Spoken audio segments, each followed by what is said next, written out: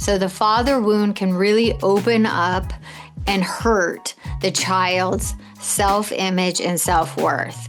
So it injures you emotionally, psychologically, and it causes you to have a really, really underdeveloped self-image and self-worth.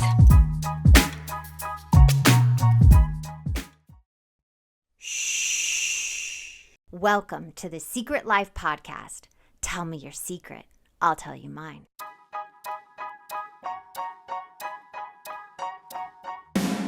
Sometimes you have to go through the darkness to reach the light. That's what I did. After 12 years of recovery in sex and love addiction, I finally found my soulmate, myself. Please join me in my novel, Secret Life of a Hollywood Sex and Love Addict, a 4-time bestseller on Amazon. It's a brutal, honest, raw, gnarly ride, but hilarious at the same time. Check it out now on Amazon.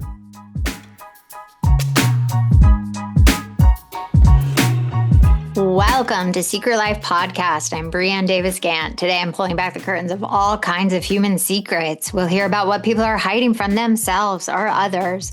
You know those deep, dark secrets you probably want to take to your grave? Are those lighter, funnier secrets that are just plain embarrassing?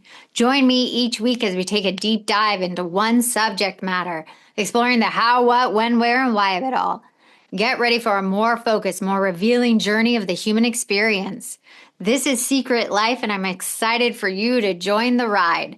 Today, we are talking about, dun dun dun, the father wound. Woo-hoo-hoo, the father wound. Okay, the father wound. It is a bitch. It is a bitch. All right, so if the mother wound represents attachment in a relationship, what would the father wound represent?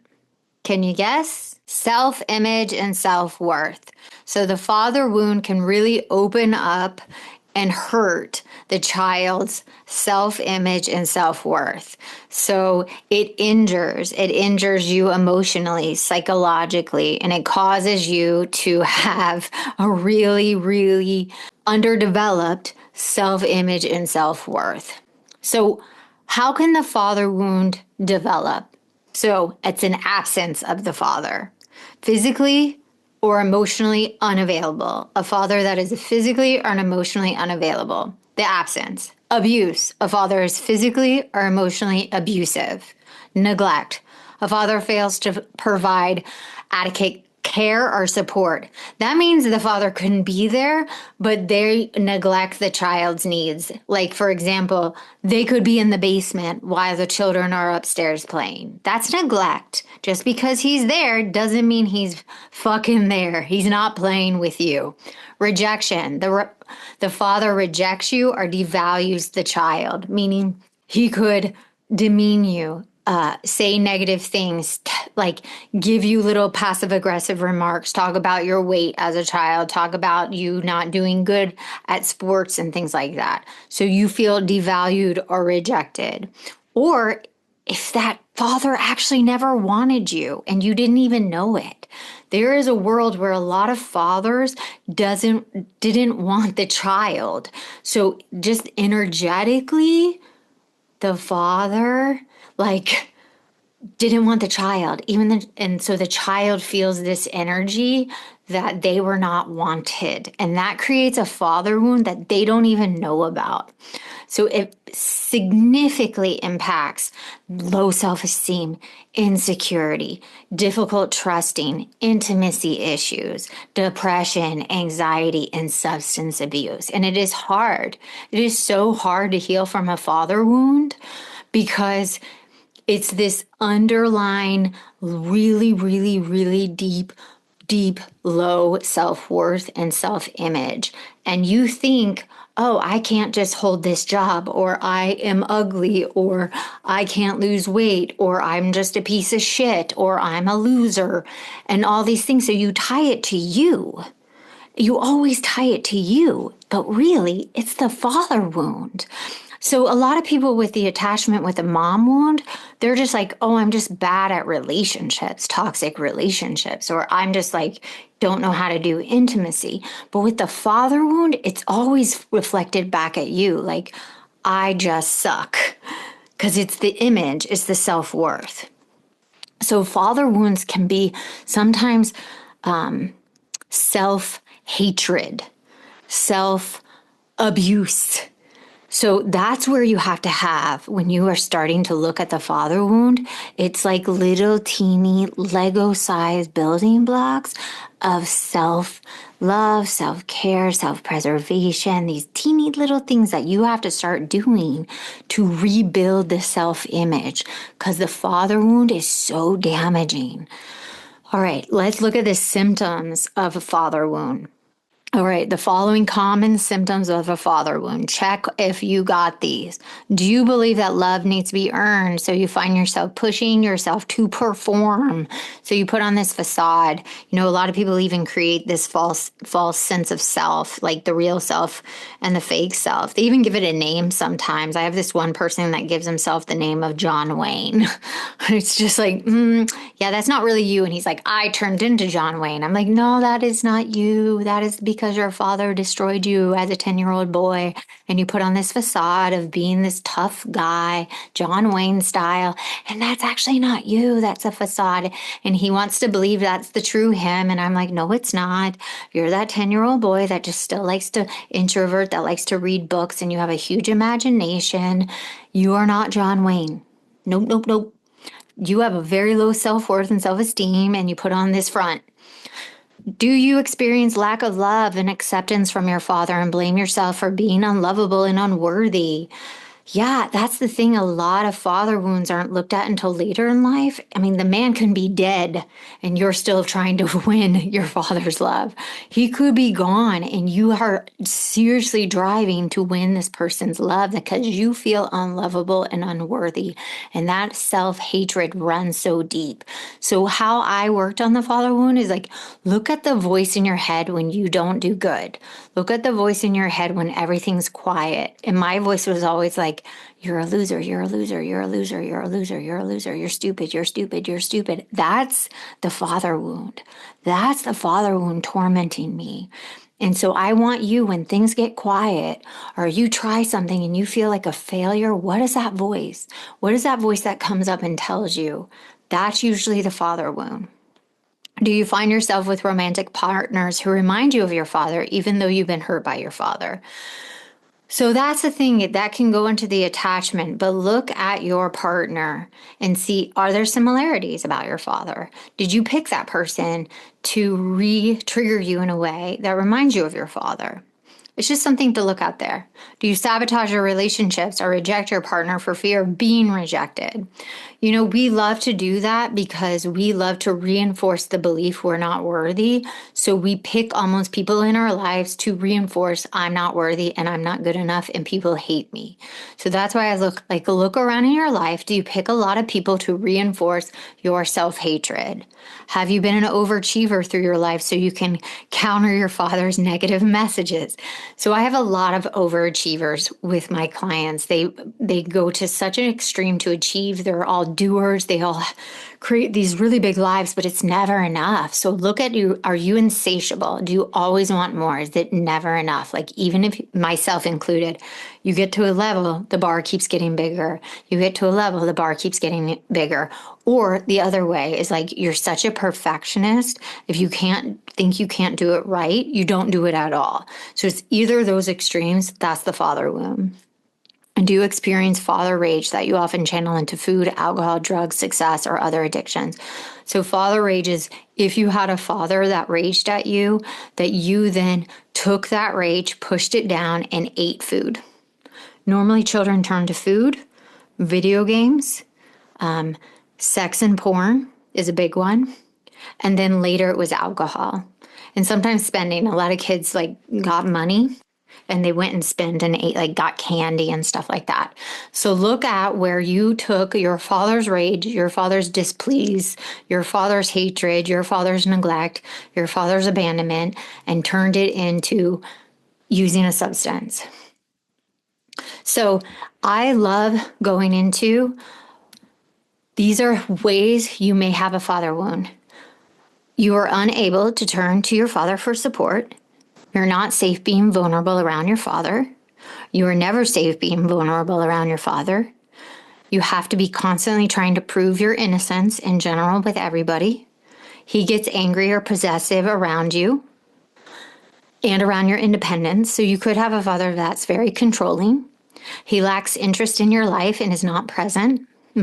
Mine, he doesn't even have any interest in my kids. So that's another father wound if he's like almost emotionally incestuous and more caring about you than your kids because he wants to like own you as an upset, like his property. You have to act as a parent to your father.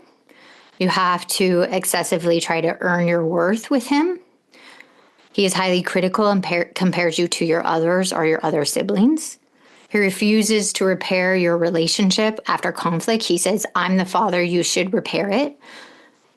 There is a desire to be seen as strong and never weak. That's a big one with father wounds. I don't want to be considered weak. I don't want to be considered weak, especially with men, that their big father wound is, I don't want my dad to see me as weak. And you feel lonely and not seen in his presence. A lot of people with father wounds feel very not seen in his presence because there was not approving, not affection. He was not predictable. He was not emotional. He was not present and not gentle. And so you turn to people pleasing, seeking affection, attracted to chaos, or apathy and distance from people, codependency, and you are run by motherfucking fear. And that is not good. And it creates a hard shell because a part of you goes into protection in your adult life.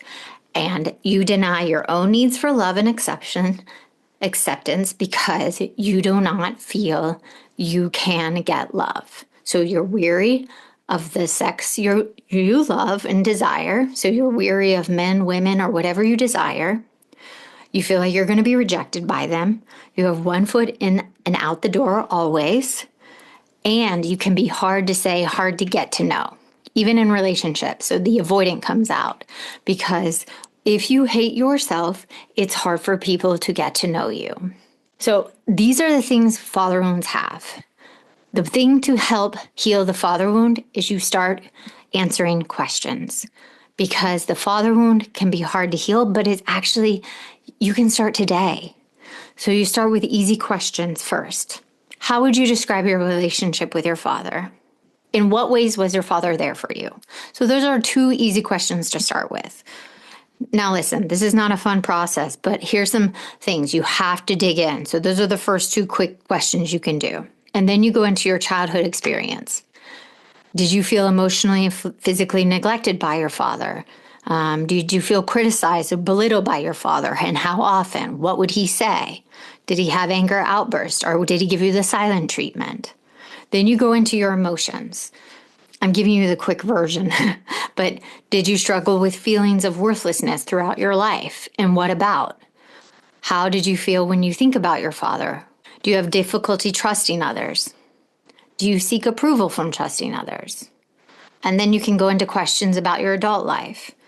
Do you have trouble setting boundaries with yourself right now? Do you hold yourself accountable for things? And then while you're doing this, and you should do it with a therapist, a counselor, a specialist that specializes in the father wound, you give yourself self-compassion. You tell that part of yourself, I am building my self-worth and I am accepting where I am and I'm not going to be here forever. That is where you start. And you start loving that part of yourself that is healing. And you also start setting boundaries with your father, dead or alive. Because even though they're dead, they're still a ghost haunting you, living in your head. So you set those boundaries, whatever that looks like.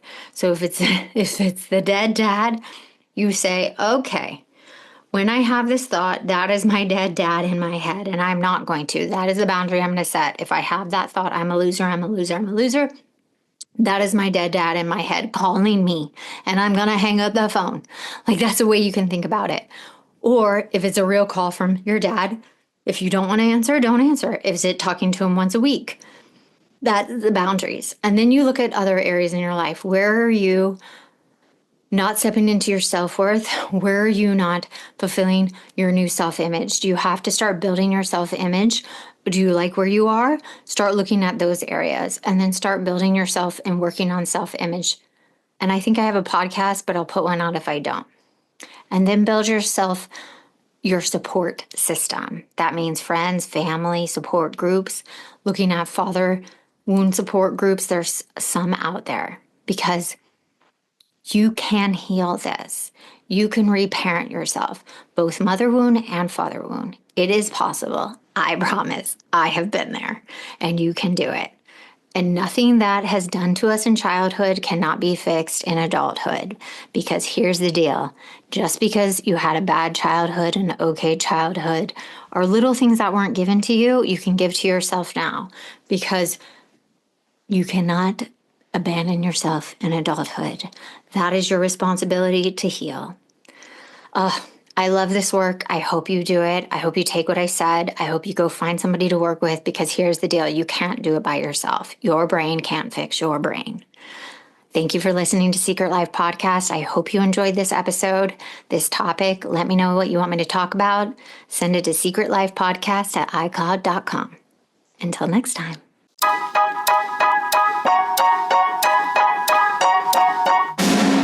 Thanks again for listening to the show. Please subscribe, rate, share, or send me a note at secretlifepodcast.com.